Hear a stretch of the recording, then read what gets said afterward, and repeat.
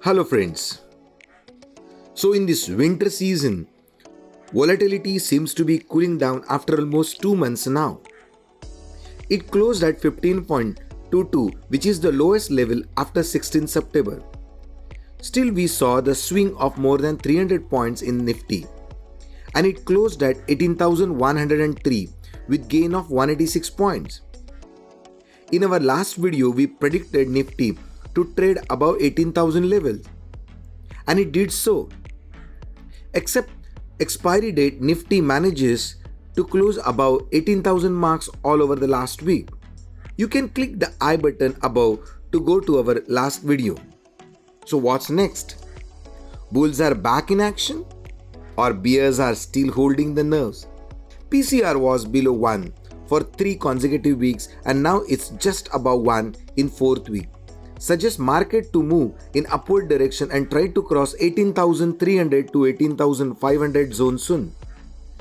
But still we cannot ignore the fact that market can remain irrational longer than you can remain solvent. Coming back to this week BT Market Talk Weekend Review, in which we are going to take a look at the comparative analysis of then Nifty levels with Nifty now along with then index P and volatility as well. We will also be looking at FII and DII buying selling figures, option chain data and important levels to watch for Nifty. So without wasting more time, let's start. Welcome to Budgetary TV's BT Market Talk Weekend Review for the week ended on 12th November 2021. Last week Nifty made high of 18,123, low of 17,798 and closed at 18,103.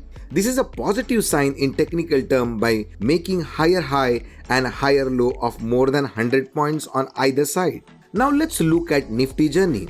On 12th November 2020, Nifty was at 12,691, which is up by 5,412 points. That is almost 43% gain. 3 years back it was at 10,585. Is up by more than 7,500 points, that is around 71% gain. And 5 years back Nifty was at 8,296, which is by now up by 9,807 points, that is more than 118% gain. Before going to FII and DII data, if you find the given information useful, then give it a like, share with your friends and give your suggestions in comment section below. And if you are new to our channel, consider subscribing.